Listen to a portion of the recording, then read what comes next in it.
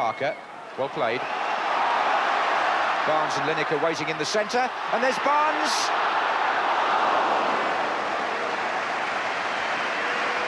John Barnes hasn't scored for England this season, but he did score 28 goals for Liverpool, making him the top scorer among First Division players in League and Cup.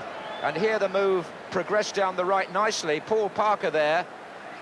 And when the cross came in, Barnes was the nearest player to it first off for England. And it was just a bit too strong, both for him and for Lineker.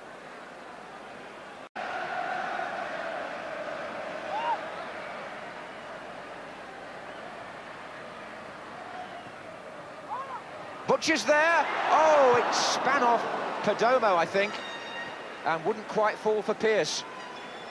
He was closest. Barnes, oh, that's a good little ball. Gascoigne made a good run too. And it's still Gascoigne. That's the first really cynical tackle of the night. Number 2, Gutierrez, the offender. And Gascoigne threatened to go clean through the middle. It was good to see him try that.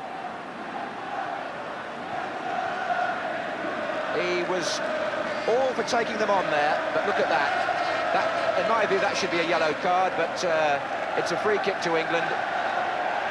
And Stuart Pearce might just fancy a crack, or maybe John Barnes even. And Gaza too enjoys the set plays, so there's 3 of them round the ball.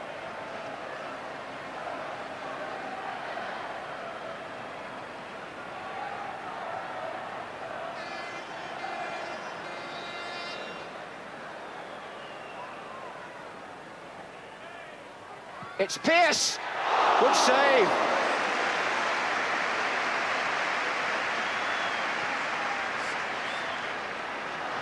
And the same player wins it back for England. Robson. Barnes, so that's good too. Well, Eduardo Pereira, 36-year-old keeper who had a nightmare moment in a recent international in Germany when he let the ball go through his legs. Well, this is the better side of him, I think you'll see. Pearce drives it. Look how Hodge confuses the wall, which is something he's doing at club level for Forest. Franciscoli to Alzamendi, and they've got Ostalaza in a great position here. And that's a goal for Uruguay.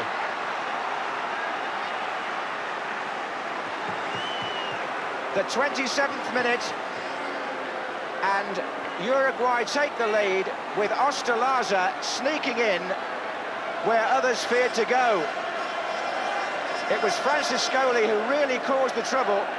He played the ball wide, and Alzamendi, number 7, floats the cross in, and there are 3 England defenders around him, but not one of them gets near it. Oscar Tabarez there, raising his hand on the Uruguay bench, their coach.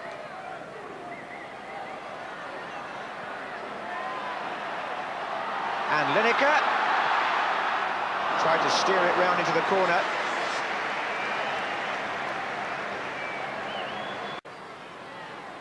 They don't get together very often, these Uruguayan players, because they're spread all over the world, many of them in Europe, and 1 or 2 playing in Argentina. Here's Pearce for England. Barnes is there. Good effort! Fabulous goal! John Barnes with a beauty. Delightfully taken. What a masterful piece of football by the England number 11. It's his first international goal of the season, and wasn't it worth waiting for? Gascoigne out to Pearce. A well-spread movement, this. Then the lofted ball in. Now watch Barnes here on the chest. Left foot, half volley, and right in the corner. Alzamendi. Paz. Alzamendi again. Sosa. Good control. That was a foul. Des Walker on his way back fouled Ruben Sosa.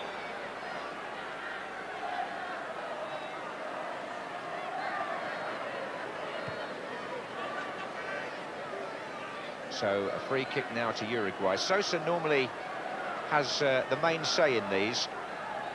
He doesn't worry about the distance. Perdomo is there as well.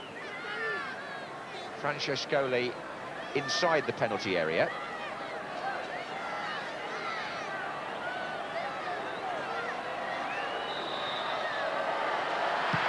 Well, oh, Perdomo hit that, and it's 2-1.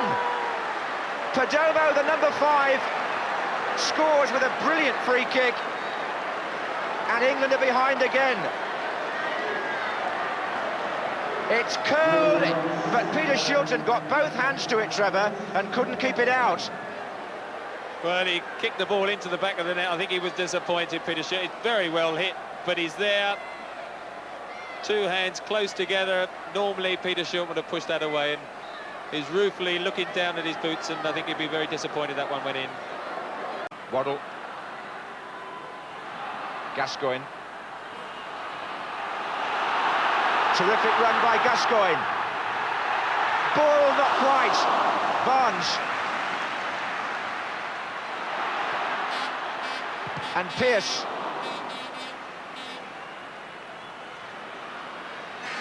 That was a thrilling run by Gaza. And he does have that ability, if it can be harnessed to the value of the team. This is a player who can do things others can't. Just look at the people he went past there, and it was a good cross too. I mean, the end product was there, but the number 4 just got a touch on it, Herrera, to beat Bull. Here's Waddle. Pearce! Oh! Well, the linesman's flag wasn't up, although I suspect the referee will give a foul on the goalkeeper now, but I don't quite know how he saved that. Stuart Pearce looks certain to score.